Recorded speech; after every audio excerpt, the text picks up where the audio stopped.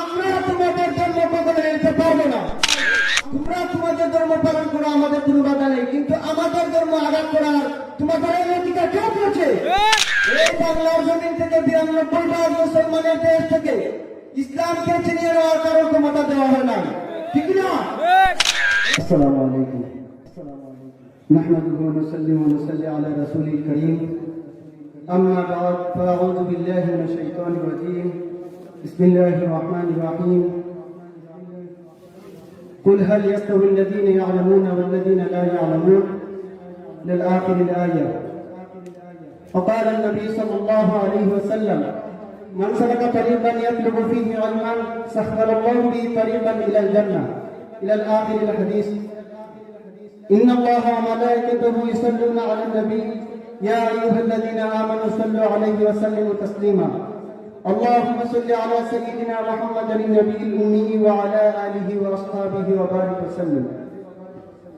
উদ্যোগকার আয়োজিত মাদ্রাসার ফজলুল হাফিয়া সিনিয়র মাদ্রাসা 66তম আদিমুসান বার্ষিক মাহফিলের সম্মানিত সভাপতি সাহেব ও আজকের মাহফিলের প্রধান অতিথি সাহেব, বিশেষ অতিথি সাহেব, উপস্থিত আমার প্রাণপ্রিয় শ্রদ্ধেয় উস্তাদবৃন্দ সাহেব এবং আমার সামনে উপস্থিত আমার প্রাণপ্রিয় ছাত্রবৃন্দরা,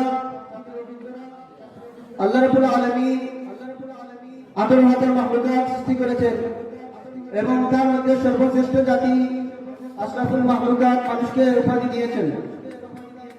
আমি আপনাদের সামনে পবিত্র কালামুল্লাহ শরীফ থেকে একখানা আয়াত তেলাওয়াত করেছি। আল্লাহ রাব্বুল আলামিন বলছেন, কুল হাল ইয়াস্তাউল্লাযীনা ইয়ালামুনা ওয়াল্লাযীনা লা ইয়ালামুন। হে রাসূল, আপনি বলে দিন যে যারা জানে এবং যারা জানে না তারা কি সমান? না, তারা কখনো সমান হতে পারে না। এতে বোঝা গেল যে যারা জানে, যারা জ্ঞানী, তারাই সর্বোত্তম। জ্ঞানী বলতে এখানে কারা? যারা উলামায়ে হক্কানি, যারা ইলমে দ্বীন শিক্ষা করেছেন, তারাই হচ্ছে জ্ঞানী। যেমন আল্লাহ হাবিব সাল্লাল্লাহু আলাইহি ওয়াসাল্লাম হাদিস শরীফের মধ্যে ইরশাদ করেন, মা ইউরিদিল্লাহু বিহি খায়রান ইউফাক্কিহু ফিদ্দীন। আল্লাহ সুবহানাহু ওয়া তাআলা যার মঙ্গল কামনা করেন তাকে দ্বীনের জ্ঞান দান করেন। এবং আপনাদের সামনে আরেকটা আয়াত হাদিস শরীফ তেলাওয়াত করেছি। আল্লাহ হাবিব সাল্লাল্লাহু আলাইহি ওয়াসাল্লাম বলেছেন, মান সালাকা তারিকান ইয়াতলুবু ফীহি ইলমান সাহহালাল্লাহু বিহি তারিকান ইলাল জান্নাহ। যে ব্যক্তি দ্বীনি ইলম শিক্ষা করার জন্য ঘর থেকে বের হবে, আল্লাহ সুবহানাহু ওয়া তাআলা তাকে জান্নাতের পথে চালাবেন। সুবহানাল্লাহ বলেন।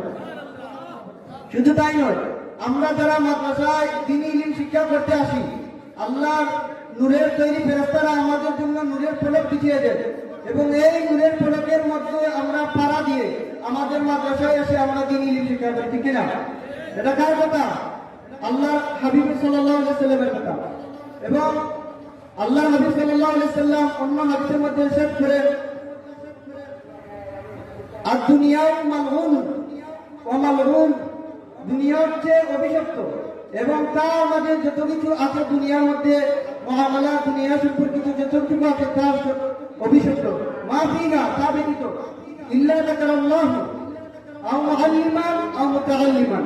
তারা ব্যতীত আল্লাহ হাবিব তাদেরকে আলাদা করে দিয়েছেন, যারা মুআল্লিমান, যারা দ্বীনি ইলম শিক্ষা দেন, এবং মুআল্লিমান আও মুতাআল্লিমান, এবং যারা আমরা দ্বীনি ইলম শিক্ষা করেছি বা করতে আসছি, তারা ব্যতীত আল্লাহ রাব্বুল আলামিনের সমস্ত উপর লানত। এতে বোঝা গেল যারা দ্বীনি ইলম শিক্ষা করে এবং যারা দ্বীনি ইলম শিক্ষা দান করে, তারা উভয় হলাম আমরা দুনিয়ার মধ্যে সর্বশ্রেষ্ঠ জাতি এবং আল্লাহ হাবিব সাল্লাল্লাহু আলাইহি ওয়াসাল্লামের রেখে দেওয়া ধর। যেমন আল্লাহ হাবিব সাল্লাল্লাহু আলাইহি ওয়াসাল্লাম হাদিস শরীফের মধ্যে বলেন, আল উলামা ওয়ারাসাতুল আম্বিয়া। আলেমগণ হলেন আল্লাহ দুনিয়ার মধ্যে আল্লাহ রাসূল সাল্লাল্লাহু আলাইহি ওয়াসাল্লামের উত্তরাধিকারী। আমরা যদি একটু তালাশ করি যে ইলম কি, আমরা বলবো আল ইলমু নূর।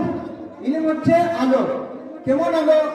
এটি আল্লাহ নবী সাল্লাল্লাহু আলাইহি ওয়াসাল্লাম আমাদেরকে পথ দেখিয়ে দিয়েছেন। যেমন ইসলামের মধ্যে কোনো দাঙ্গা বাঙ্গা মার ধরে কোনো কিছু নেই। আল্লাহ নবী সাল্লাল্লাহু আলাইহি ওয়াসাল্লাম আমাদেরকে তার যেখানে পথ শিখিয়ে দিয়েছেন, উলামায়ে কেরাম তা ধরে রেখেছেন। আর এই ইসলামী শিক্ষা যারা শিক্ষা অর্জন করে তাদের উপর আল্লাহ রাব্বুল আলামিন সন্তুষ্টি হয়ে যারা শিক্ষা দেন এবং যারা শিক্ষা গ্রহণ করা তারা আল্লাহ হাবিব সাল্লাল্লাহু আলাইহি সাল্লামের রেখে দেওয়া দৌড় এবং রেখে দেওয়া আমারও। এবং এতে আমরা বলবো যারা মাদ্রাসায় এখনো পড়ালেখা করতে আসেননি, যারা শুধু স্কুলে পড়ালেখা করছেন, তারা এই ফজিলত থেকে, তারা এই জ্ঞান থেকে বঞ্চিত। কারণ তাদের কথা বলা হয়নি, বলা হয়েছে যারা দিনই জ্ঞান শিক্ষা করে অর্থাৎ মাদ্রাসায় পড়ালেখা করে এতটুকু অন্ততপক্ষে ন্যূনতম জ্ঞান অর্জন করা ফরজ। যেমন আল্লাহ নবী সাল্লাল্লাহু আলাইহি ওয়াসাল্লাম বলেছেন যে প্রত্যেক নরনারীর উপর জ্ঞান অর্জন করা ফরজ। তলাবুল ইলমি ফরিদাতুন আলা কুল্লি মুসলিমিন ওয়া মুসলিমা। প্রত্যেক নরনারীর উপর জ্ঞান এতটুকু ফরজ যে একজন মানুষ তার দুনিয়ার মধ্যে চলাফেরা করতে, দুনিয়ার তার যতটুকু হায়াত আছে এই হায়াতটুকু আল্লাহ রাব্বুল আলামিন পর্যন্ত যাতে তার সামনে লাভ করতে পারে এতটুকু জ্ঞান অর্জন করা একজন মুসলমান নরনারীর উপর ফরজ। যেমন এই জ্ঞানটুকু অর্জন করতে হলে আমাদের মাদ্রাসায় আসতে হবে, ঠিক না? এই জ্ঞান কোন স্কুলে দেওয়া কি দেওয়া হবে না, বরং এই পাঠ্য পুস্তক থেকে ইসলামকে কিভাবে ছিনিয়ে নেওয়া যায় এই ফয়সালা তারা করতেছে নাস্তিক মন্ত্রটা। কখনো তা সম্ভব হবে না। এই দেশে ইসলাম প্রচলিততার মতো আসে না যে ইসলামকে তারা বিচলিত করবে, বিচলিত করে ফেলবে। এই ইসলাম এসেছে হযরত শাহজালাল শাহ ফরান রাহমাতুল্লাহি আলাইহি হাত দ্বারা, ঠিক না? এই বাংলাদেশে ইসলাম এসেছে প্রথম সিলেট বিভাগের মধ্য দিয়ে। কার মাধ্যমে এসেছে আমরা জানি, বাবা হযরত শাহজালাল রাহিমাহুল্লাহ দ্বারা, হযরত শাহ ফরান রাহমাতুল্লাহি আলাইহি দ্বারা, হযরত আল্লামা সাইফুল্লাহ ফুতুলি রাহমাতুল্লাহি তাআলা দ্বারা এই দেশে ইসলাম এসেছে। এতে ইসলামী শিক্ষাকে বাদ দিয়ে বাংলাদেশকে ডিজিটাল মডার্ন দেশ করা কোনো সময় সম্ভব হবে না, ঠিক না? এতে আমরা সকল প্রান্তীয় ছাত্রবৃন্দদেরকে, স্কুলের ছাত্র ভাই বোনদেরকে বলবো আপনারা সচেতন হন। শুধু আমাদের উলামায়ে কেরামরা ইসলামী শিক্ষার জন্য দান দিলে হবে না, আপনাদের দায়িত্ব আছে, ঠিক না? আমাদের সোসাইটি পর্যন্ত আমরা গবেষণা করে দেখেছি যে বাংলার জমিনে যদি সিংহের মতো গর্জন দিয়ে যিনি ইসলামী শিক্ষাকে কায়েম করেছেন বা করতে এই পর্যন্ত প্রচেষ্টা চালাচ্ছেন তিনি আমাদের সাহেব আল্লামা ফুতুলি সাহেব রহমাতুল্লাহির ছোট সাহেব, ঠিক না? যদি আমাদের ছোট সাহেব কিবলা প্রত্যেকটি সময় যদি ইসলামের জন্য ডাকেন অর্থাৎ ইসলামী হুকুমত কায়েমের জন্য ডাকেন, আমরা প্রস্তুত আছি তো?